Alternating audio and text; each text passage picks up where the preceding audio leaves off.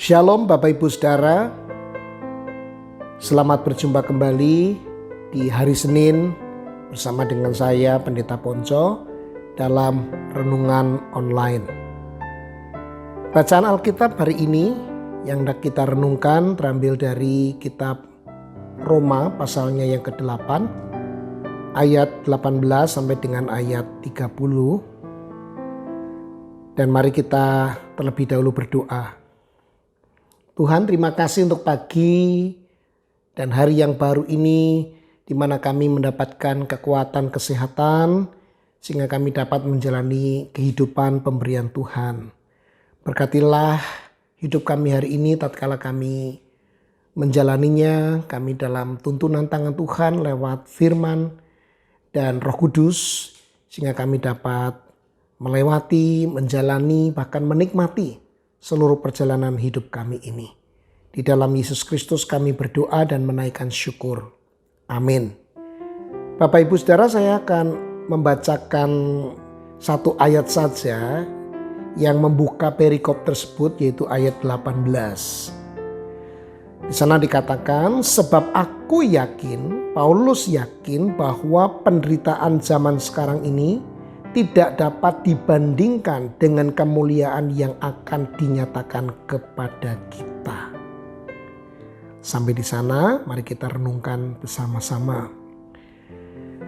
Bapak Ibu Saudara yang dikasihi Tuhan, pada waktu Paulus menulis surat ini, sebagian orang percaya di kota Roma sedang mengalami penderitaan yang dahsyat. Paulus sendiri berulang kali mengalami penderitaan karena iman percayanya dan karena pelayanan pemberitaan Injil.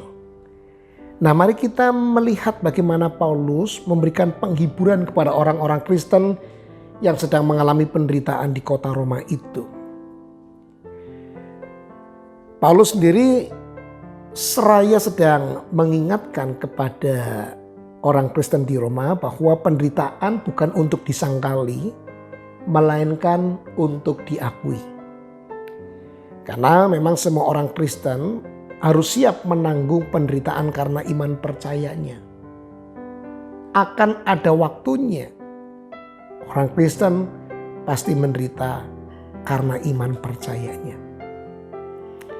Namun Paulus sadar bahwa menghadapi penderitaan, bahkan menanggung penderitaan dengan kekuatannya sendiri tidak mungkin dapat dilakukan. Sebab itu Paulus mengingatkan agar kita menghadapi penderitaan itu dengan kebenaran firman. Hanya dengan kebenaran firman kita sanggup menghadapi penderitaan yang menimpa kita.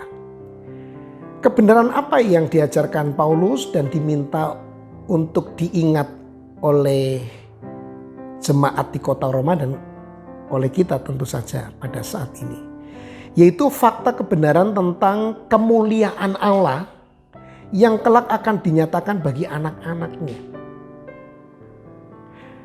Sedahsyat apapun penderitaan yang kita alami dan kekelaman perasaan yang diakibatkannya tidak dapat dibandingkan dengan perjumpaan kita dengan Tuhan kelak dan fakta bahwa kita akan bersamanya untuk selamanya dalam kekekalan. Penderitaan dapat menjadi alat Tuhan untuk mengobarkan pengharapan iman yang kreatif. Bapak Ibu Saudara mungkin masih ingat hari Senin yang lalu saya juga mengingatkan bahwa di dalam kasih karunia Allah sebagaimana Paulus nyatakan di Roma pasal 5 itu, kita bisa menjalani penderitaan agar tumbuh ketekunan, tumbuh tahan uji, dan pada akhirnya pengharapan. Harapan itu lebih penuh lagi sebab seluruh alam semesta yang telah dirusak dosa itu pun kelak akan dimurnikan dari dosa. Wah, ini luar biasa Bapak Ibu Saudara. Paulus juga mengingatkan kekuatan itu datang pada kita bukan hanya dari berpegang kepada konsep kebenaran, tetapi dari Roh Kudus. Roh Kudus dan kekuatan dari Allah akan menjadi penghibur kita, penopang kita, penasihat kita. Ia menjadi pendamping dan rekan doa terpercaya sepanjang kita menjalani hidup yang berat ini. Sebab itu ada ayat juga kan yang mengatakan bahwa Roh Kudus itu akan membantu kita dalam keluhan-keluhan yang tak terkatakan. Oh, kita sangat bersyukur Bapak Ibu Saudara, sebab kita memiliki kebenaran firman dan Roh Kudus yang akan selalu menguatkan kita di tengah segala kesulitan dan pergumulan hidup kita. Kita tidak sendirian. Ada firman Allah, ada Roh Kudus. Sebab itu mari kita jalani hidup kita hari ini dan hari-hari ke depan yang mungkin saja dengan pergumulan masing-masing, namun dengan sebuah pengharapan di dalam Allah yang firman-Nya dan Roh Kudus-Nya akan menghibur, menguatkan kita. Amin. Kita berdoa. Bapa di surga, terima kasih untuk firman kebenaran dan Roh Kudus yang selalu Tuhan berikan kepada kami di dalam menjalani kehidupan yang penuh dengan tantangan dan penderitaan ini. Kami tidak sendirian, ada Tuhan yang bersama dengan kami. Terima kasih.